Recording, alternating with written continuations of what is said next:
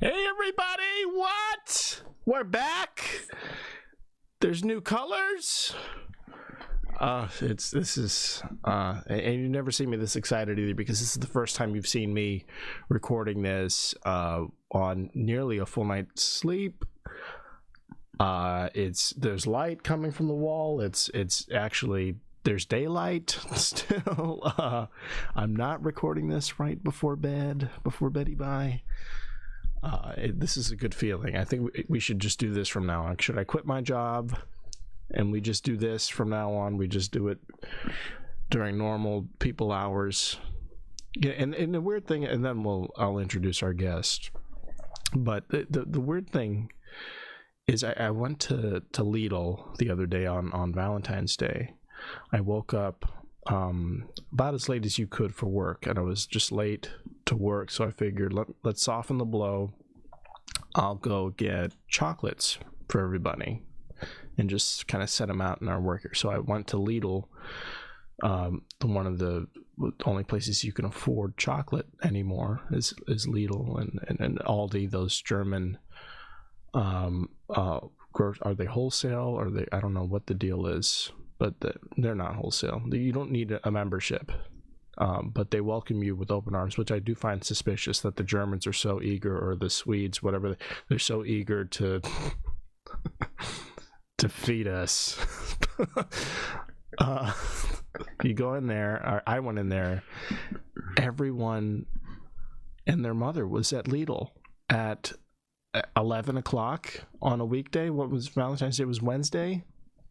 No, I was like, does nobody work anymore? But then I realized this because I was late to work. I was taking meetings in my headset, in my AirPod. I only have one left that works. In my one AirPod, I was taking meetings and shopping at the same time. And then I kind of just looked around and I realized I'm pretty sure everyone else is doing that. Like, they just have their mic muted and they're like operating at work, but doing their like chores and shit. So I was like, hey, I guess I can't hate. But there was still a line in the grocery when I figured I'd be able to get in and out, because everyone and their grandma had the same idea apparently, or they don't have a job. Unemployment is high too. I think people are mad at Joey. You can't talk. We have to. I'm teasing it out. I want people to listen. Who's the cast? I'll put a silhouette in the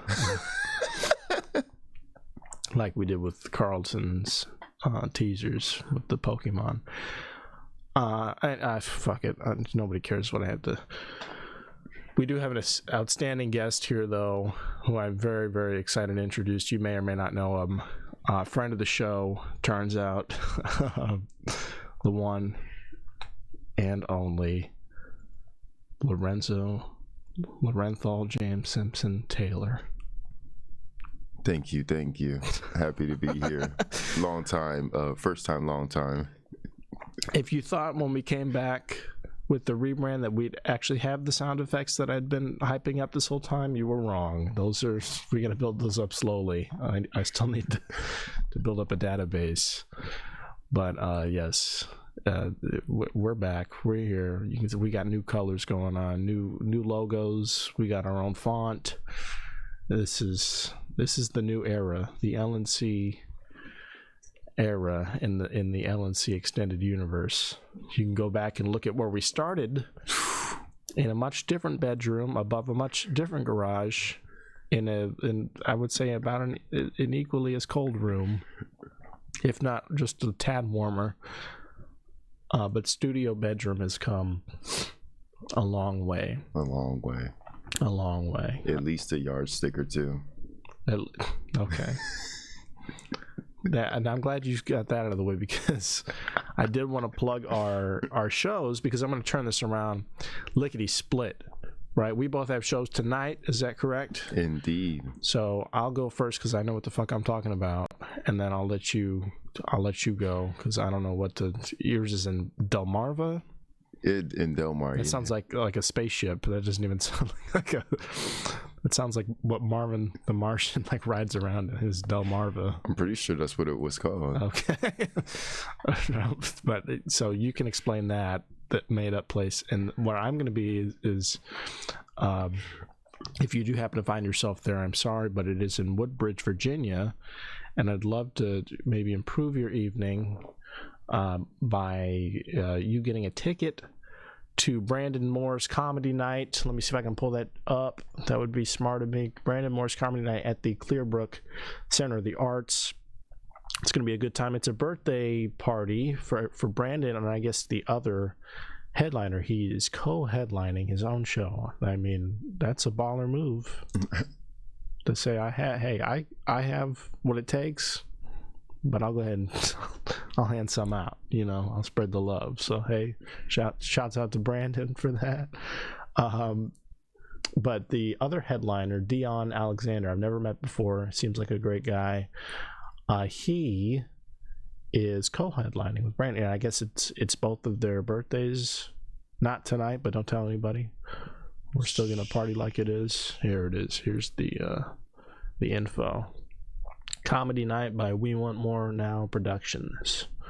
Get on Eventbrite, search Woodbridge, search Tackett's Mill. I find with Eventbrite, it's easiest to search by location, and then the shows you're looking for will show up immediately instead of trying to type in the show title. Or you can get on my Instagram, and there's links everywhere in my bio, on my story. I have a pinned post for this. Get your tickets. We only have room for like 75 people, and then we're breaking the law. And then the fire marshal's cap is reached. So then we're gonna sell them by the door, but keep it on the hush. Yeah. You can just sit outside and listen. You can press your ear up against the wall and hear these jokes. We're gonna have speakers outside, so it's like a drive-in theater. Yeah, well, don't. Now you're over promising, and I guarantee we will under-deliver if that's what you expect. We might have one of those little JBL Bluetooth speakers that you get from TJ Maxx, but that's it. Just one. Until someone steals it. Until someone steals it, yeah. That's right. So get your tickets to this. That's tonight, Friday, February 16th at 8 p.m. The door time is 7:30. So get there. Also, it's BYOB. Bring your own alcohol. Indeed. Alcohol. Bring your own alcohol and get crunk. Get turned. As long as you can leave. I said that on my Instagram post. As long as you can get the hell out of the building when we're done. And there's only a staircase. It's on the second floor of the building. Only stairs, no elevator. So you got to be able to get up and down them bitches without breaking your bones or your self-esteem. Okay. That's all I ask. So Lorenzo, where is your show happening? At what time and all that? It is at Dream Big Venues in Delmar, Delaware. Now let's see if I can put my own advice to work here. You said where? Delmar.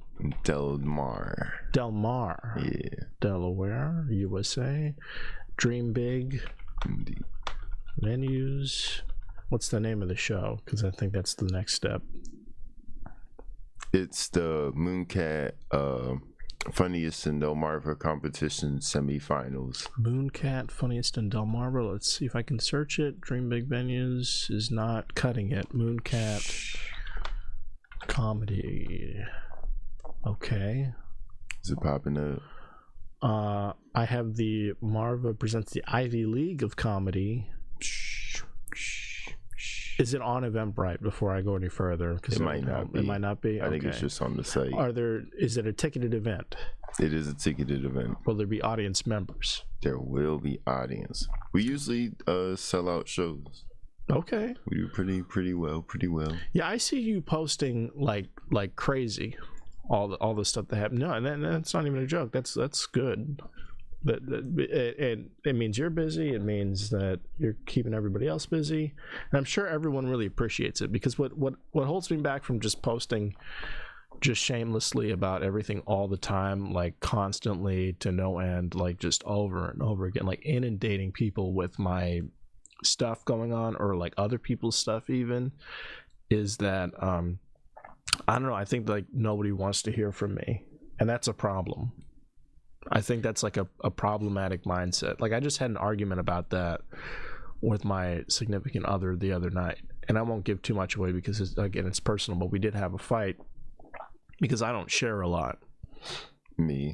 So I'll let shit like stew and bottle up after a while, and then I'll say some out of pocket. That's exactly what I was thinking. Out of pocket stuff later that without any context it'll seem like really cutting and harsh, but it's just because I didn't catch them up to speed beforehand. It's because it's all these little things piling up. I am a woman, is I guess what I'm trying to get at. I'm a lady who knows how to play the game.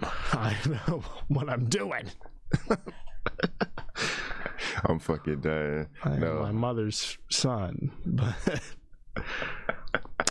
but seriously. So I think nobody even wants to hear from me, though. That's why I do that. Real talk. It's the same reason why I don't post a shit ton about my events. It's like, why would anybody come? Why does anybody care? You have to sell tickets, so that the people who want to come do come, and the people who want to hear from you do know about it. But yeah, I get in my own head. But real talk, what you feel differently, son? Sometimes you don't need it. That's the thing. So it's like always give thought to shit before you do or say it. But you give one thought, don't over fucking think it. You gotta trust. Look, I say this shit all the time. Humans are the only creatures that don't trust their instincts. Animals don't overthink shit, bruh. They're like, oh shit, this is what I need to do, and they go fucking do it. Son, you just gotta post the shit, because here's the shit. Somebody wants to see it. Somebody might happen to come upon it. And if they don't want to see it, guess what they could do? Not fucking look at it. That's right. Too easy. It's so easy. You make it sound so simple. I think I'm just gonna do that from now on. It's not the rock hard thing. No, that's next Friday, the 23rd. And then but let's just do these while we're here. Yeah. So I'm gonna have to keep clicking this. Awesome.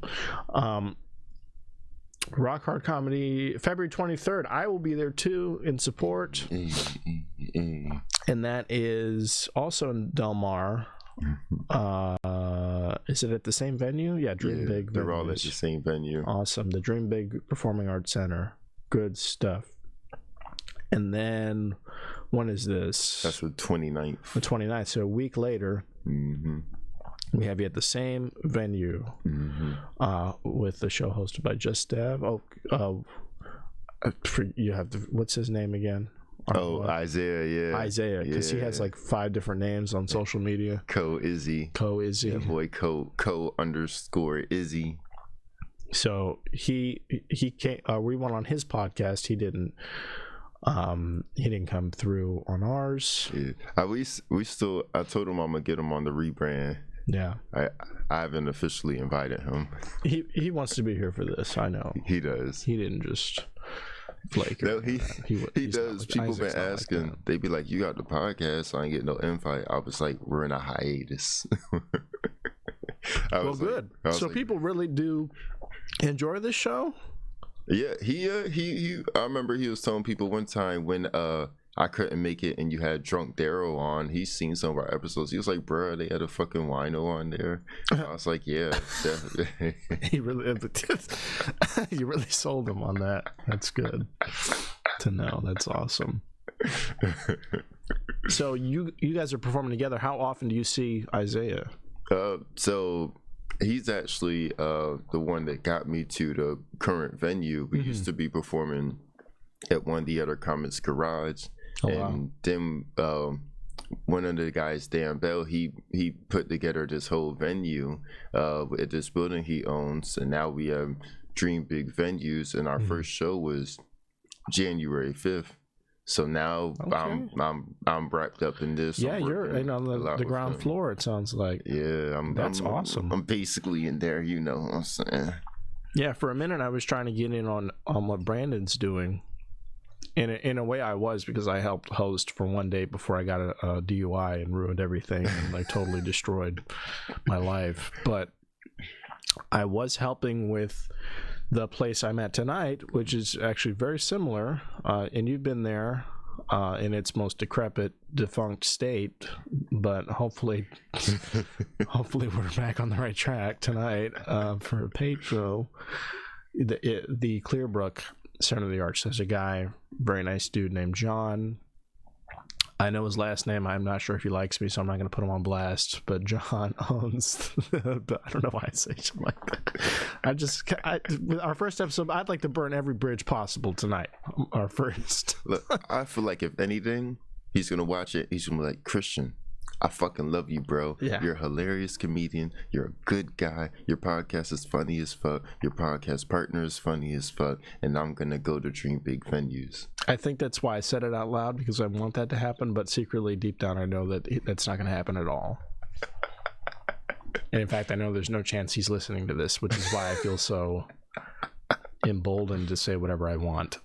Oh my god. I think that's part of it. I feel that too. But so, how many people come up to you and ask about this? Usually, just give me a ball. We can just be honest. Yeah. We don't have to hype it up. I try to wear like the t-shirt, but it'd be cold in there sometimes, so I got my jacket on and shit. And I lost my other pin, but people used to peep the pin. They'd be like, "Oh shit, you got the pin?" Oh well, yeah, we have new pins. You see, I got mine on just for this such occasion. True. Right here. I'm gonna be wearing mine tonight. That's right, and you got one in that bag down there. There's other stuff in that bag. We have new business cards. With the new logo. Show them, cuz. And I was explaining to somebody, I was like,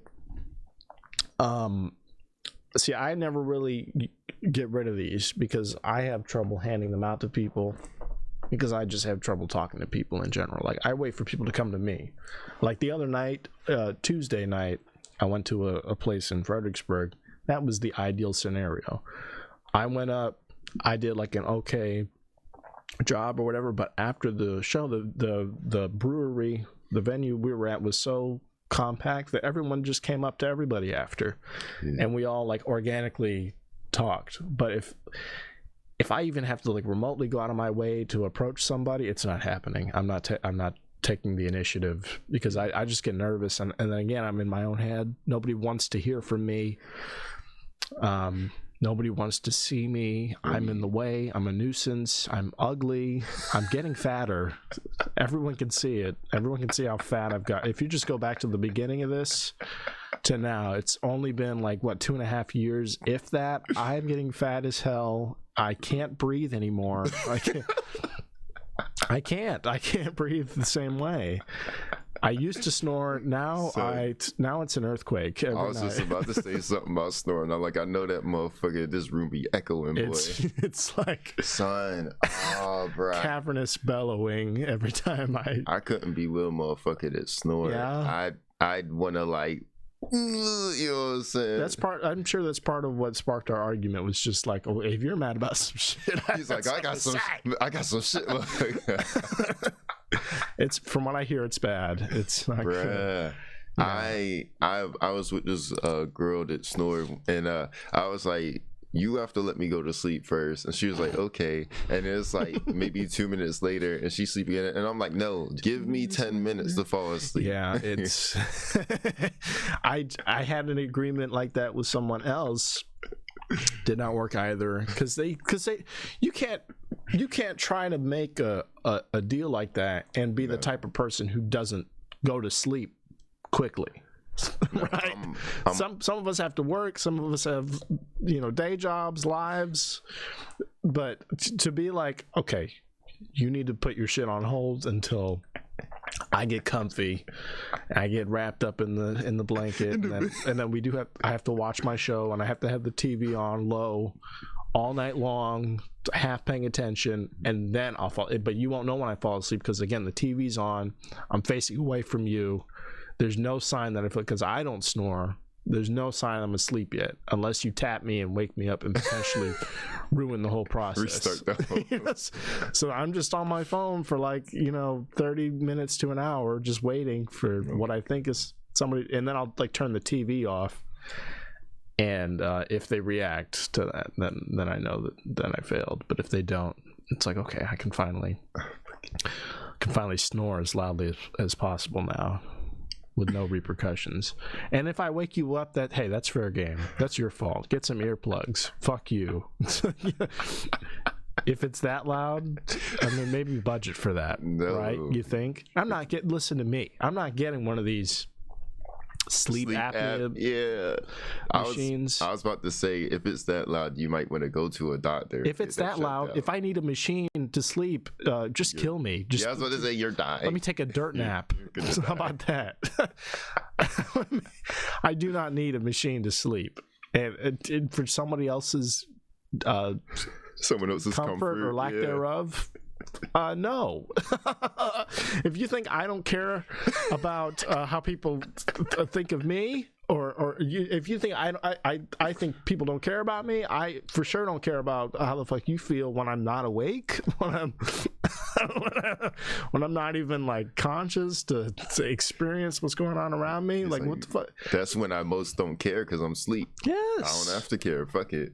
This is where cares go to die. It's time to recover. That's what I'm counting. I'm counting me shooting my cares in the face to go to sleep. Yeah.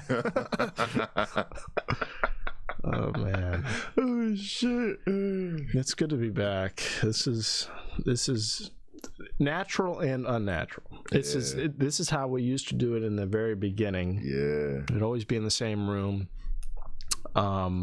hashing it out, just having real raw, unfiltered conversations. I don't know. Straight out the faucet. No Brita, bitch.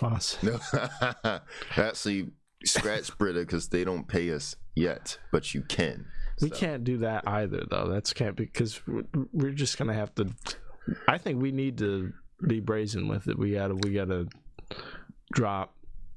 name drop brands. Oh, factuals. And then the ones that like it, yeah, they'll contact us. They'll either be like, stop saying our name, or we'll pay you to say our name, or we'll pay you to stop saying our name. And we should do a segment, the brands we like the most, that we think are the most viable, and just that the products we really enjoy. Yeah, genuinely enjoy. That's true. We need to do a segment where we just take about 20 to 30 minutes, half an hour, just talking about just promoting the brands, doing commercials. I'm not even talking about promoting, just talking about our real lived genuine experiences with these amazing products. And if we just do that, if we show that, that drive to make effectively an advertisement on our own time and money, and truly at the expense of the viewer, I think that's a great sales pitch, and I think we'll have a couple people bite. They be like, "Hey, can you do this for this?" Yeah, they're gonna want to get on the L&C train after they see all these graphics and the new look. It's simple but sleek. We're gonna get like so many comments like, "It sucks. You didn't change anything. This looks exactly the same. Your audio sounds worse somehow." I'm an audio listener. I've only listened, and it sounds worse. So none of the quote unquote improvements affect me at all.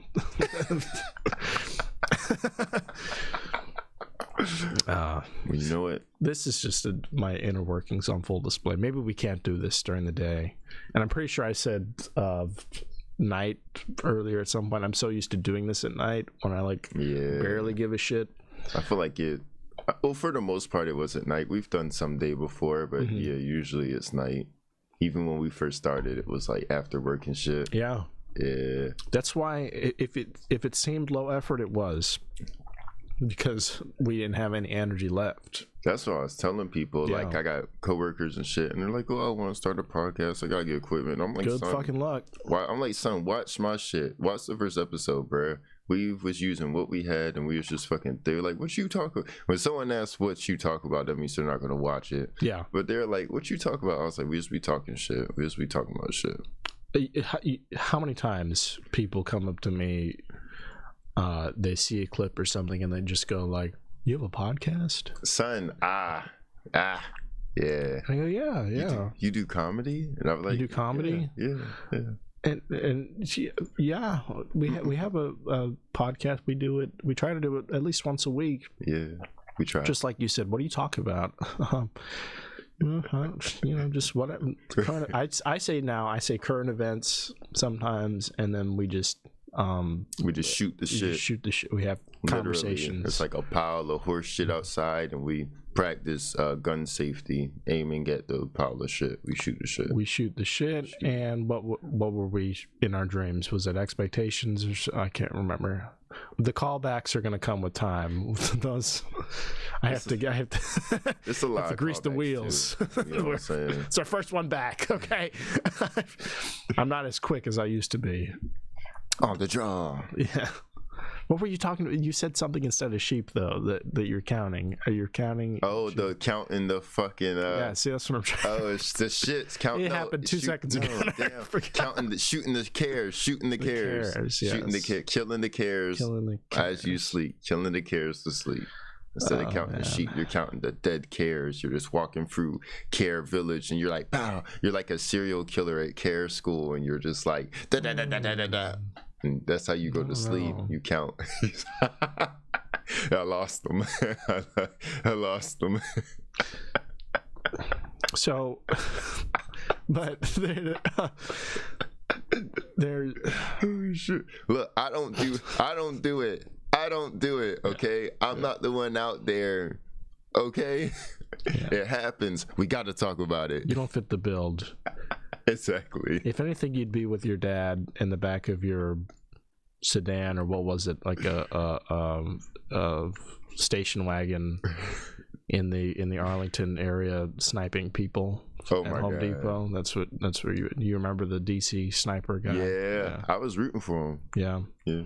It was a duo. Yeah, it was what a father son thing. Well, my favorite restaurant ever is right next to where somebody got shot. Goddamn. Yeah. Did they got like little cross and flowers? No. Oh, damn. Mm-mm.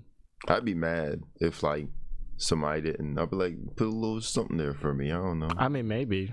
I don't go to the Home Depot where it happened. But. Real talk.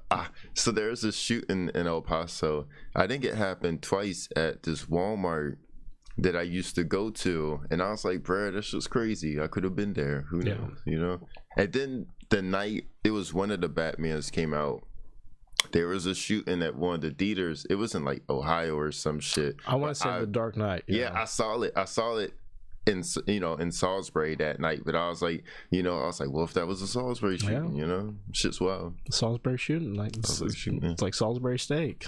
Real talk, I don't see that happening for us. We're not. I don't think we're raising kids that crazy. I guess I don't know. You think so? I mean, probably, but like, that's a safe bet because I'm not raising kids. That's pretty. If I had kids, I wouldn't raise. If I was a betting man, I'm going to put a few on that one there, partner. Everyone at work thinks I have kids. Why? I don't know. What do you put out? I tell them, I'm like, I fucking hate kids. I don't want no fucking kids. Yeah. I got a daughter, my precious. They must know Daisy. Other people who look like you who have like 10 kids. Probably. Is that what it is? I've heard that. They be like, you look like you got 10 kids. And I'm like, bruh, what the fuck? No, you look happy. You look like vibrant. Maybe you I look like I don't have kids. No, yeah. I was going to say maybe you did have 10 kids. One at a time by different households. I have 10 kids, but I don't take care of them. I guess that guy could be just as happy somewhere. Knowing that he doesn't give a fuck about the kids. Yeah. That would paint our whole demeanor in a different light. I'd feel I'm gonna bring them on. I'm gonna bring like 10 random kids through every podcast. Say hi to your uncle. They're all different every time. It's like white kids and fucking Asians and shit. Yeah, they look nothing like me. Like, who's this? Are you running a daycare now? No, this is what's your name? Yeah, their parents just let me borrow them for like $50 an hour. It's wild. Yeah. What is it? So I normally just say current events. We're having conversations, shooting the shit, like you said. And And yeah, there's another one I threw, and then we talk to comedians. We talk to comedians now. I do include that. It makes us sound more credible. I'm like, we be having well-known comedians on here, and I'll be like, if you don't believe me, fucking watch it. You know what I'm saying? I ain't gonna sit here with you, son. Watch it if you want to know. If you really want to know. Yeah. But now we get to hand out these cards, get people on board, spread the word, spread the message. I have a couple people lined up already, chomping at the bit, ready to go, ready to join us. And that's what I want the show to be, ultimately. The dog is dying. I know what that was. I was like, what the fuck? We're going to have to shut that door. I would get it. You think you hop up and shut that door real quick? Because I'll put the dog down. Either way, something's got to go. The noise or the thing making the noise. But what I want from this, my grand vision for the L&C podcast, if we can make a prediction for the new year or a resolution, a belated resolution, is I want to become sort of like what's the word? Like a cult leader. A cult leader. Yeah. I want to have 10 children by 5 women who I'm married to somehow legally. No, I want to make this a hub. I want to make it sort of like the focal point of local comedy online. I want this to be the online representation of local performers. And so when we have them come through here, they get to plug all their stuff. And all the people who watch this show are the people in our area who are ready to come out and see these awesome people in real life at their events, like the ones we just looked at. Those are our events, of course, but at those events, you saw there are 4 to 5 other performers on the same ticket. Those are the people we're having on our podcast, talking to them, cutting it up with them, laughing, and exposing them to people who might not have otherwise heard of them. So we gotta to get there. It's gonna take a while, but I think by implementing subtle changes like to the design, and to our marketing, we'll start to build a community, a fan base, and then from there we can expose that fan base to some really, really talented people, some artists, some comedians. And it doesn't have to just be comedians. I say artists because I intend to have musicians on here. Anybody who wants to, any interesting person who wants to be on here who contributes something to the world of interest or note, that I'm all about it. So brilliance. We could have like people draw shit and show their pictures and shit, come up with a little portfolio. You know what I'm saying? It's all about exposure, you know.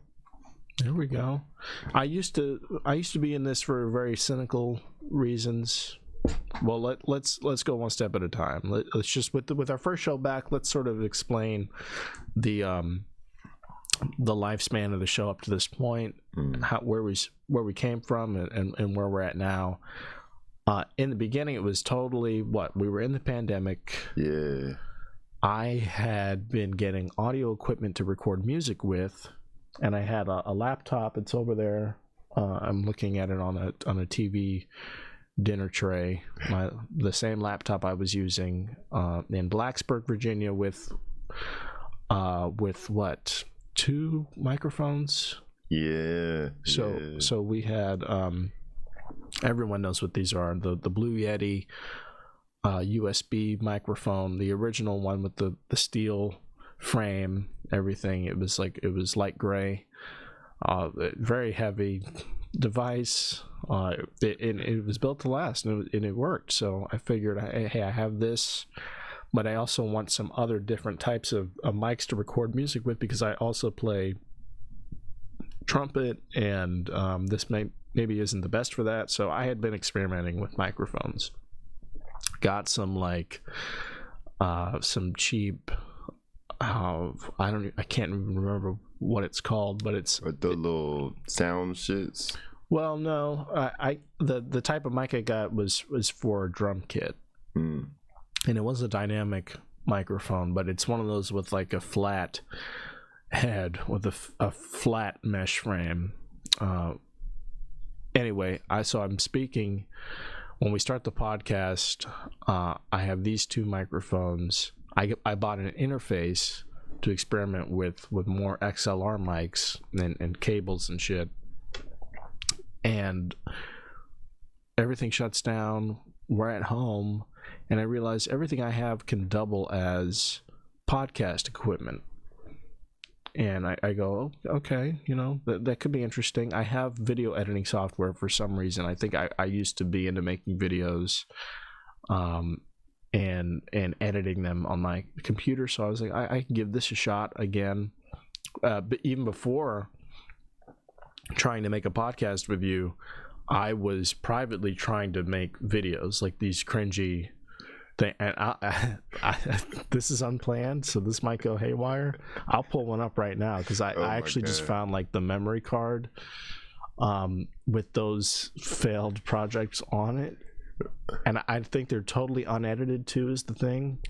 So we'll just take a look. But oh yeah, so this is the exact mic I'm describing, or the Yeti at least is here in frame. Let's do this one, and you can just see how fucking fat I am now as well.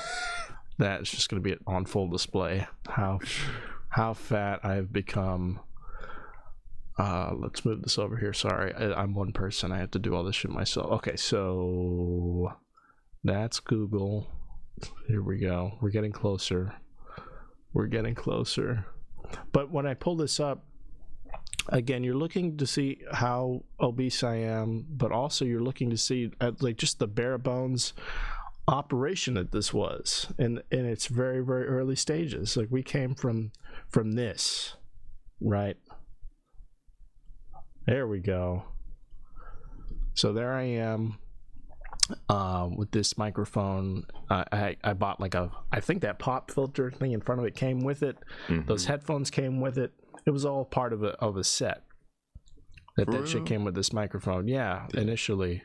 I bought because I remember I got the same thing. I bought it from Justin. I didn't know it came with headphones. So what did you buy?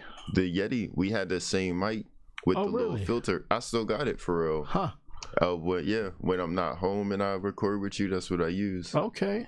But because I remember that. I was like, yeah, we got the same mic. This shit. Wow. Because I bought it from Justin like probably not too long before we started podcasting for real, because he's definitely a fan of the music, you know what I'm saying? Sometimes he's like, when I got another song, that's good. Another song.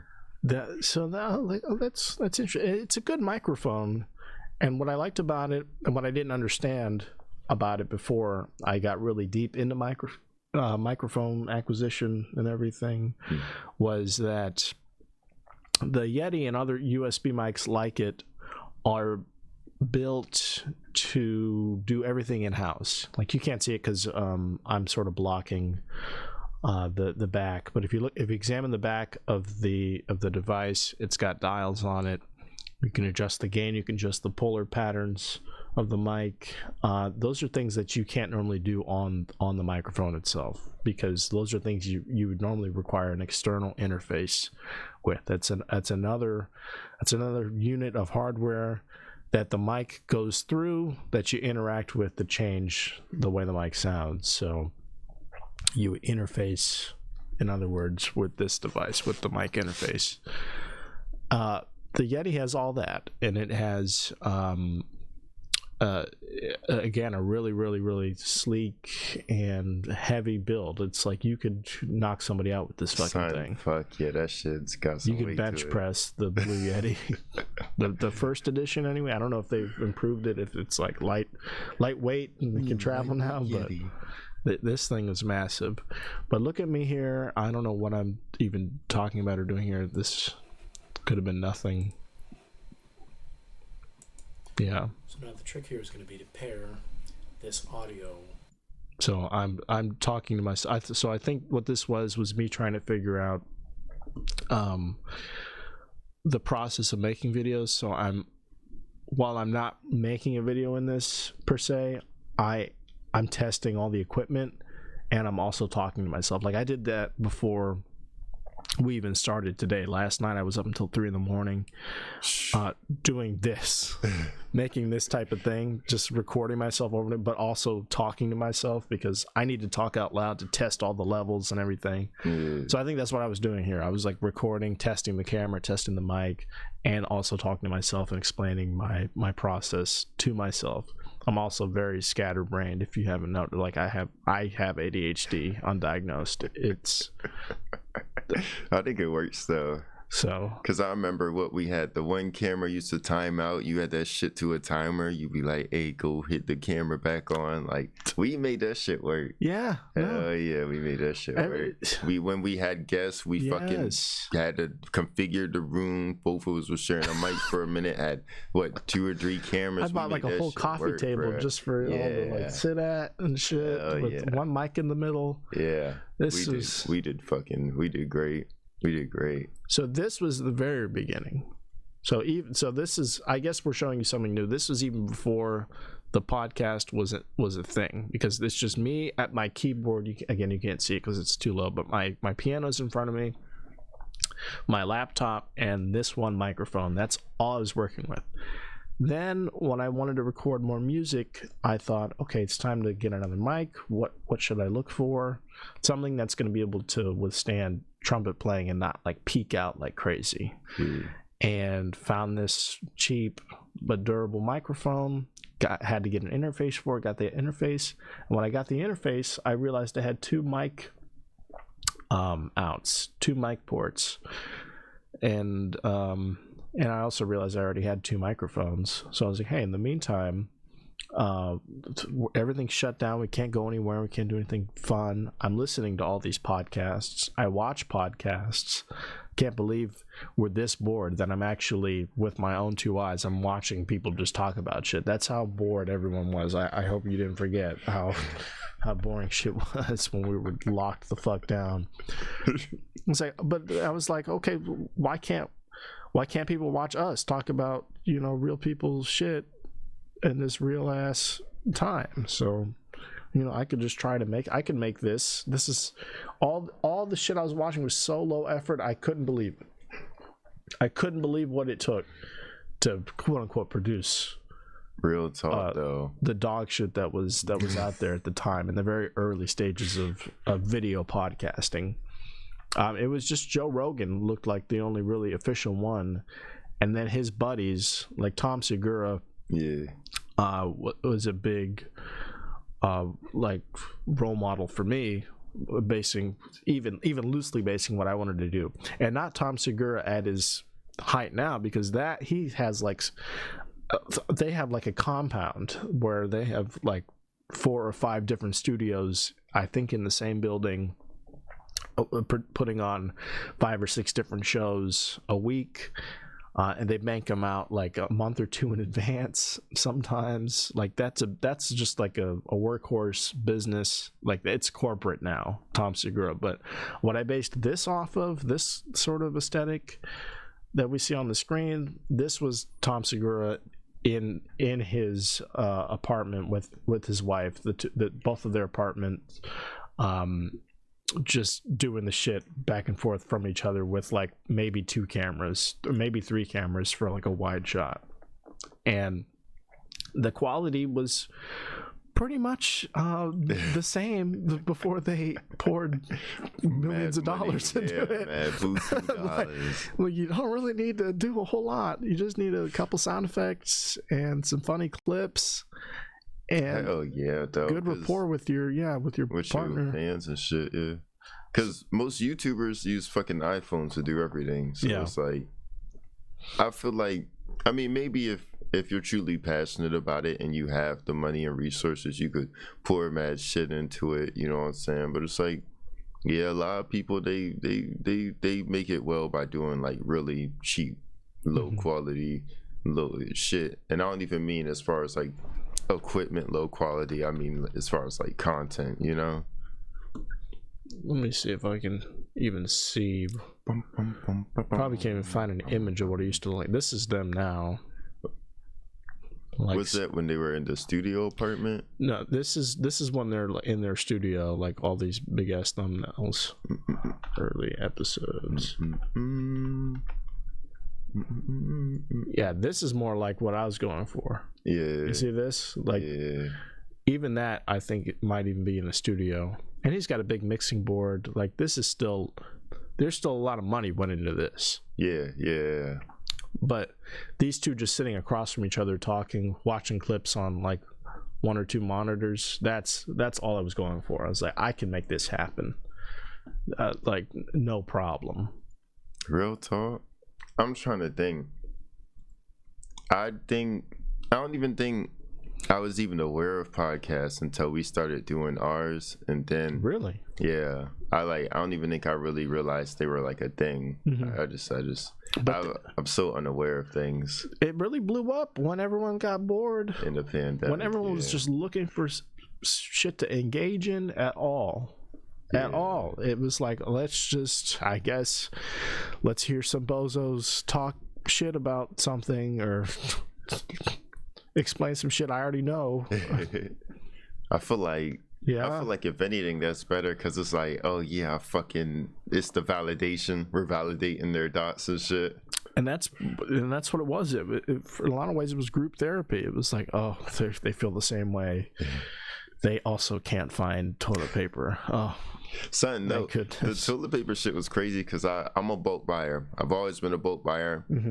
Shit people were doing during COVID, I was already doing the hand sanitizer at the gas station. I've been doing that shit, and I was fine with toilet paper because I was like, well, I still got like half a fucking 24-pack left, so you know. And then I was supporting black business anyway, so I was getting the 24-pack of fucking bamboo toilet paper offline and shit, so I ain't had no problems.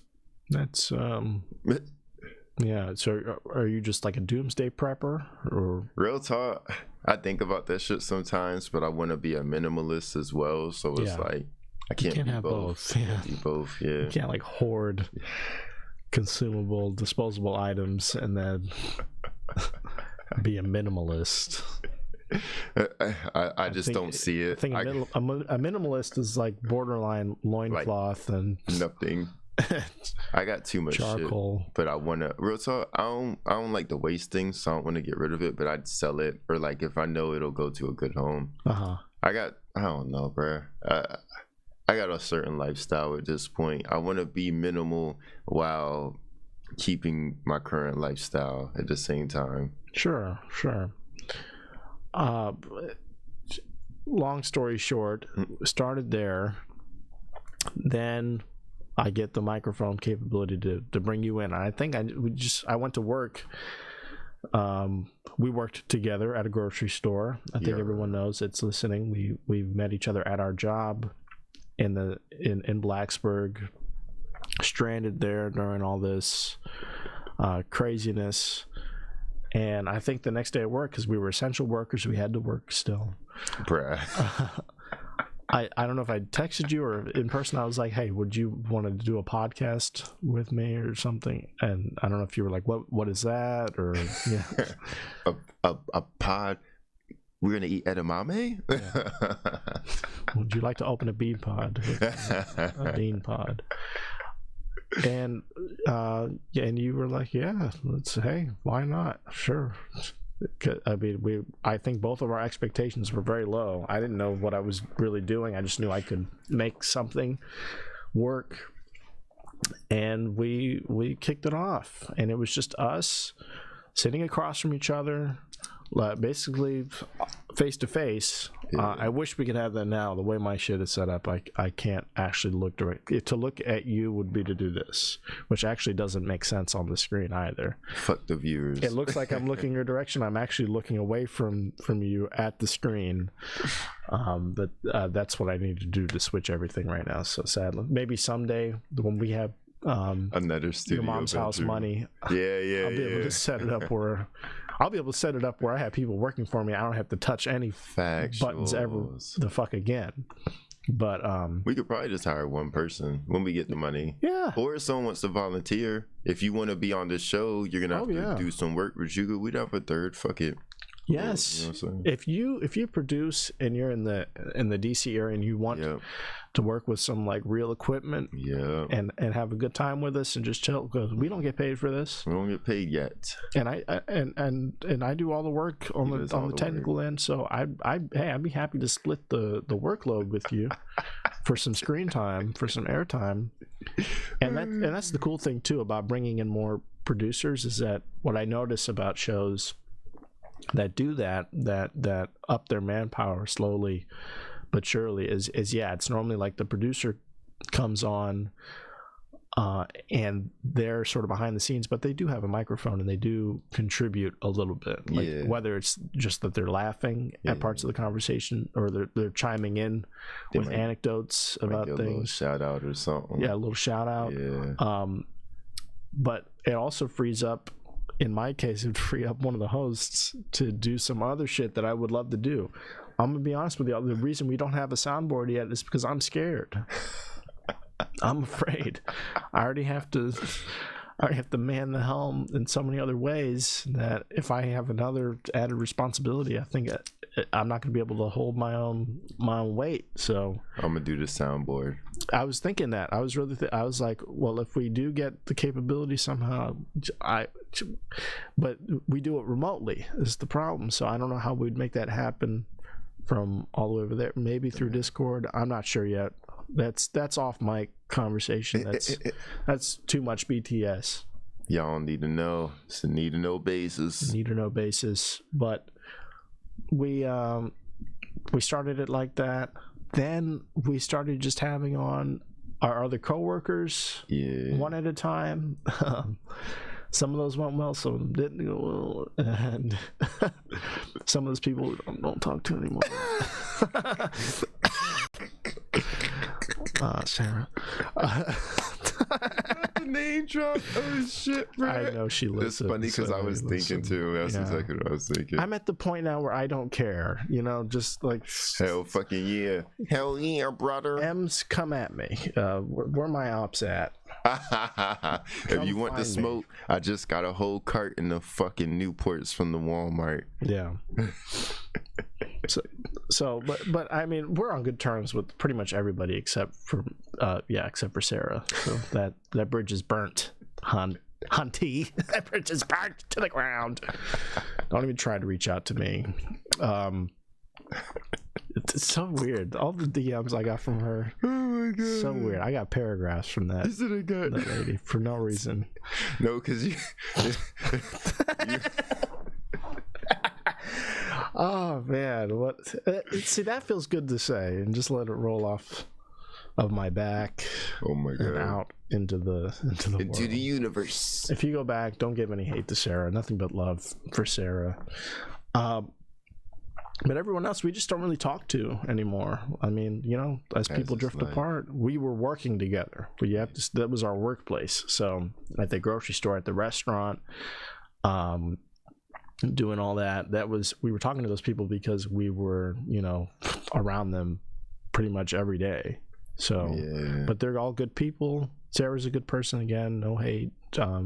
We don't talk for more reasons than one. So then when I moved back to Stafford, Virginia with my mom, and I got just a big old massive tank of a computer. I want to say that I think I got it in Stafford. I don't think I got it in Blacksburg. Yeah, you got it here. Got it here. And that just upped our game tenfold. Yeah, I was about to say tenfold. Yeah, that shit. I got a nice camera for myself so I can stream with, and thankfully this computer allows me to have like the horsepower to actually switch in real time. What I didn't say or explain yet was before, the old way in the old place, I'd have to record everything and then examine all the raw footage after and edit it, all the cuts and cutaways and all that shit. The My clips was working. That was all after the fact. So it was like a 10 to 12 hour process each video for me, because I didn't operate quickly with the hardware I was working with. The laptop was very slow, and it took a lot of time after recording. So now I get to do everything in real time. This is me switching in this moment right now. Here's Lorenzo, camera 2. Very moment. Here's both of us. Now it's me. I'm right here. Here's me again. Hi. This is me. So every time you hear the mouse click, it's me doing that. I will fix that somehow. I haven't figured it out yet. How to not capture the mouse, but mouse click is pleasant. I ain't even noticed it, honestly. Yeah, you will now. You will, because I do. But that's how we got here with the new computer. Then we moved to a new place in Stafford, one place to another, and now we're ultimately at the second residence, the Indeed studio bedroom final form, I guess, for now. This isn't even my final form.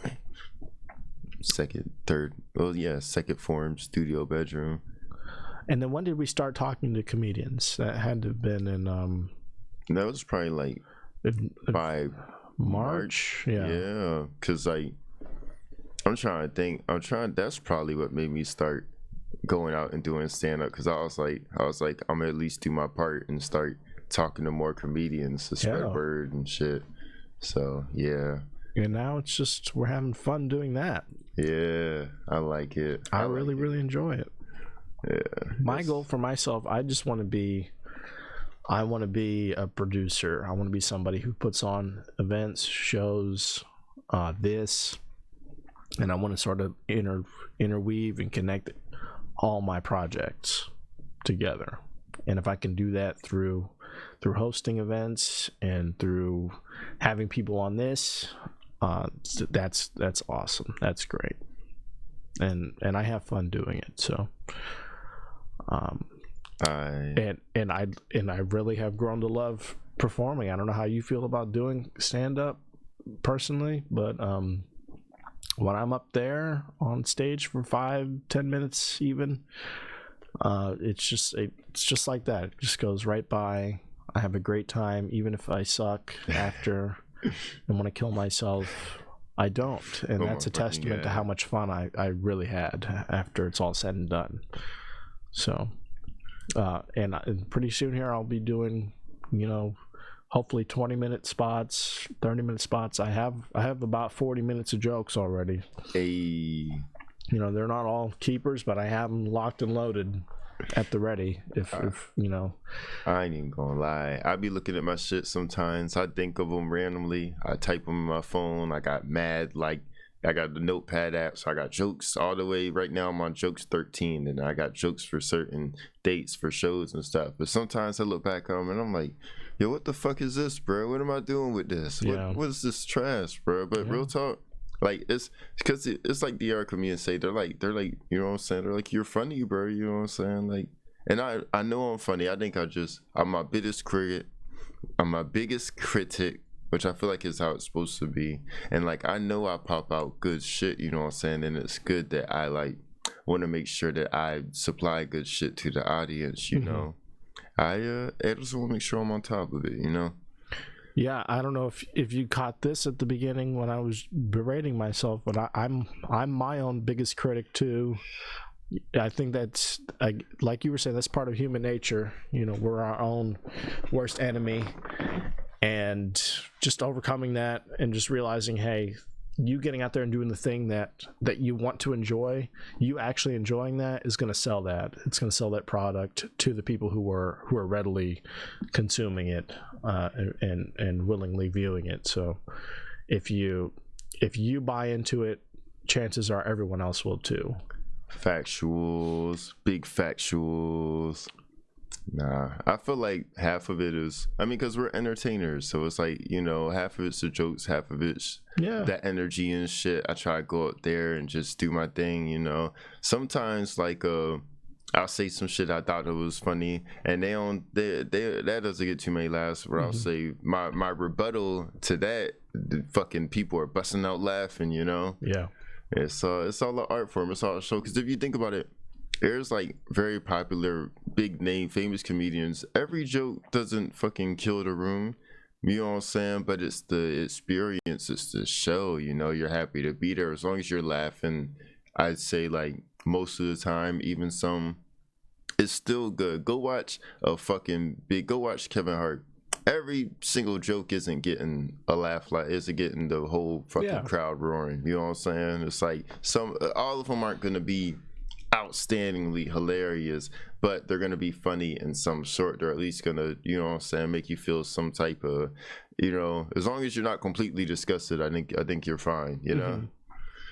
And you'll hear all like the sort of Rogan circle and like big name Austin comedians, you know, like center right leaning people. You hear a lot of people defending comedy to the bitter end and free speech. And I used to hear this a lot, like, you don't have the balls to get up on stage. I don't want to hear you, you know, talking shit about people who do it. Yeah. And all that is, I'm just going to pretend like you didn't see him walk away. But that's all. He has to go pee. But I'm like in the middle of talking. He goes, I gotta go pee. He gives me hand signals.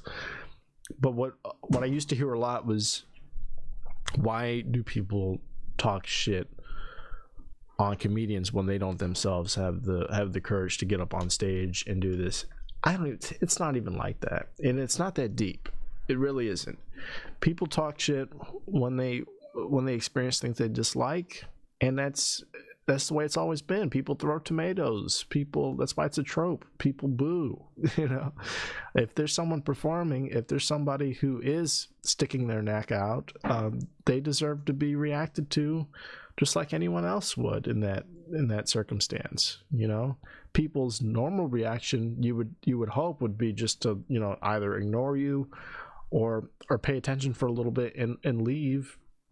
And then in a good case, they enjoy it and they clap, or they, you know, they want to follow you, that they want to support you, but you have to be ready for when people don't like the shit. So when I hear people defending, you know, like hardcore free speech but by saying that the people who throw the tomatoes, the people who cast the aspersions, that they're not brave, they're not nearly as brave as the comedian. It's like, shut up. It's like, that person did that on their own volition. They did that because they wanted to do it. They didn't do it out of some sense of like altruism or like you know, like they're fighting for their life on stage. I bet R. Kelly has just baked that into my lexicon now. I'm fighting for my life all the time now. I was saying that shit yesterday. You know, my man's was fucking fighting sleep and he was losing. I saw him in his car. My man's he looked like he taking punches. My man's I'm like, bruh, that motherfucker is winning. Dodge some of that shit, bruh. Fight back. God damn. But what I was trying to get at was just like, it pisses me off to hear people characterize performers and comedians as like brave people, and I just mean like regular stand-up comedians off the street. Like if you see a clip somewhere, somebody getting heckled, and then the comments are like, that guy's so brave for dealing with that, for having to deal with that. Like he is like what a G, what a you know, like. I'm not gonna lie, I like seeing it. It's not that I don't like seeing it. That's not what I'm saying. But the readiness to just characterize somebody as like, that's a true American hero. He went through it so that we could. You know, it's like, shut up. He's up there because he's having fun. He's been having fun for years before that, or months in the case of these TikTokers who have no fucking experience. They do it because they want to, and they have things they want to say that they want to test out, and that's the way you do that. And it's not out of some sense of bravery. It's some sense of, oh, this stuff has been like eating away at my brain or whatever. I wonder if anyone else would think this is funny. That's all. I'm just asking people, hey, do you think this is funny too? Even if I'm not posing it as a question, that's what the conversation with the audience is. It's a call and response. It's like, hey, is this gonna take? I don't know. Let's find out. Let's do this. Oh, somebody's mad. I'm we're in sketchy territory now. I feel like maybe everyday people do similar shit, because it's like, remember when Kanye said that slavery shit in 2018? Yeah. But the way he was looking around the room, he was waiting for like someone to agree with that shit. He was like, yeah, y'all feeling that? Slavery y'all not feeling is that? A choice. Yeah. So we all know that. I feel like it's similar shit with comics. Know. We say something that's like, y'all feel that? Y'all don't feel that? What's up? Where's the room? You always say, we've all said slavery is a choice at some point. Right? We're on the same page. Shit, bro. And that's a great example, because that's an extreme. And hey, he was brave for that. I'm gonna walk that back. No, that's his bravest. He doesn't have good friends, bro, because the way he was looking around too, I feel like he said that shit to somebody and they're like, oh no, yeah, bro, you cooking. Yeah. And then he went and said it again and he was like, I've got good results from this before. And then it's like when you tell a joke in a room, it kills, you go to another room and it's like nobody fucking likes it. Yeah. It's like that. He said part of the process. He said to his friends, and they're like, oh, you cooking, bruh. And then he says it to people that don't fuck with him. And then it's like, hey, yo, what is you on, bruh? That's also why you can't talk to a lot of other performers, no matter what if it's music, if it's thought, crime, if it's you can't talk to these other people because they're gonna want to hear more extreme versions of the shit that you're all doing, because they hear all the regular shit on a daily basis. But if you're in a room full of comedians doing jokes, the stuff that's gonna get a response from them is gonna get gasps from people who are like normal audiences. Because when I be talking to the other comedians, we be fucking wildin', son, and sometimes we workshop jokes and shit together, and it's like, hey, you just did like this, you know what I'm saying? It's like, I think this shit will kick right with the crowd, but our own conversations and what we find funny is like different, and it's not shit that we'd probably like tell on stage, you know. All it is building up a tolerance to normal humor. That's all, because when you're exposed, because it's not every day, not everyone gets to laugh every day, you know, all the time, or in our case every night all the time. It's usually just like some really memorable experiences a few times a week that you remember, and then those people go back to work. Remember when Sean oh my god said that next to them in the break room? Oh my! But you'll have that one experience in your head for weeks, and it'll be an inside joke. When it comes to people who are inundated with joke telling, then it's like I've heard it all, I've seen it all. Push the bar, raise the bar. But then you find yourself on Reddit just looking at people, bro. In my case, not safe for life. Not safe. Or on Instagram Reels now, which has become. I don't think I've hopped on that yet. I don't know. Yes, you have. Have I? All the shit you send me on Instagram, those are reels. Oh. Yeah. Oh, well. You're in. I'm in. I was like, what? That's fucking blasphemy. I got to call that shit out immediately. What?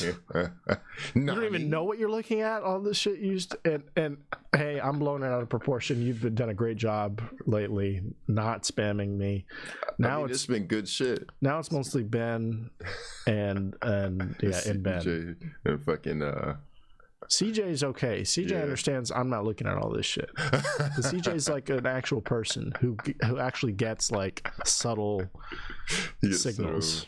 So, I think I get subtle stuff sometimes, but I prefer the direct approach, you know, because I'm like, I don't usually look for subtle stuff. Sometimes I might get it, but I'm like, just tell me, just be real with me, just tell me. And not to bring this argument back up, but it's funny we got back here. That's what sparked the argument I had, was just because I'm too subtle. I'm not the type of person who's like, I need to make my opinions heard, my feelings recognized at every given moment, so that we're all on the same page about me. Yeah. Because I'm like, who wants to be on this page? Yo, son, me at this point in my life, I'm like, I'm gonna tell you what's up.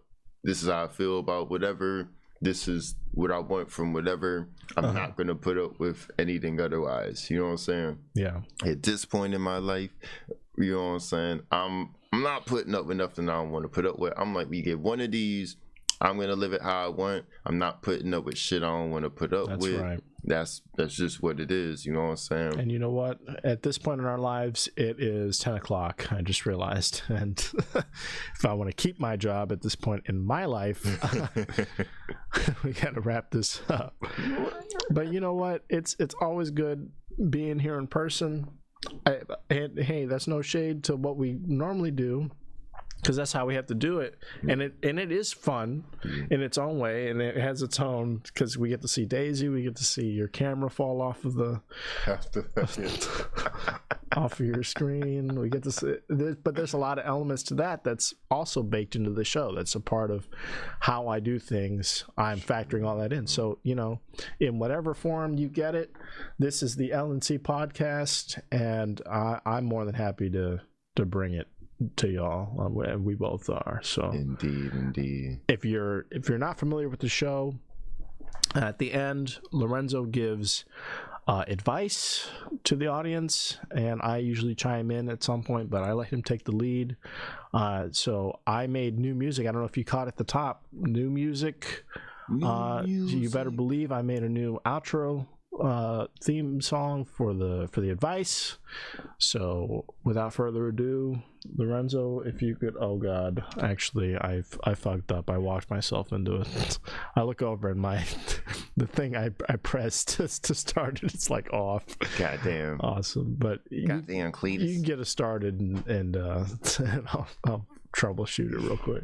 All right, I'm gonna go ahead and kick this shit. It's been a long time. This is at least our second hiatus, but you know I got some advice. Our second hiatus. Our second. This wasn't even really a hiatus. This was like a regrouping. It's an evolution. Yeah, exactly. You gotta wait for us to power up. We were actually doing shit in the background this time. True. In the shadows. There we go. I'm Here's in the music. alleyways and shit. Ooh, y'all hear that? Y'all hear it? Magnificent new music. Damn, son, where'd you find this? I made that shit. This sounds like some like late night shit, you know what I'm saying? Like a late night talk shit, or like a fucking sex call line. Yeah. Well, so it used to be that you had 2 minutes. The song was exactly 2 minutes long, and so I gave you 2 minutes to wrap it up. And bring us home. But then there would be like banter. There would be banter after, and like in dead silence, and I'd be like, why did we even have the song at all? It just felt like a weird harebrained little segment at the very end of the show. So, and that was fun to do, but now I made this more of a vamp, so it goes on for about 3 minutes, so you have another minute to wrap it up. But my goal with this is to close the show out with the music playing. So if we can get there, that'd be great. We're about halfway through though, so we're pressed for time. A minute and a half. Here's some advice for you motherfuckers. She Christian show, she my fucking show, she both of our shows. Watch this fucking show. That's right. God damn it, that's good advice. If you want a night out, take a date out, you know what I'm saying? Take some friends out, take some family out, take yourself out. You gotta treat yourself, love yourself, king and queen and devil. Hey, I'm all about it. I love the aggression. Love yourself. That's the number one shit. Fuck what everybody gotta say, unless you wildin'. Like, you know, if you wildin', you know what I'm saying? Don't be doing too much neither. You know, I'm not gonna go into specifics, but you could DM us for the specifics. You know what I'm saying? No. But we ain't gonna crush the vibe for everybody else. But you know what I'm saying? Keep the head up. You know what I'm saying? Right. And here's my shit right here.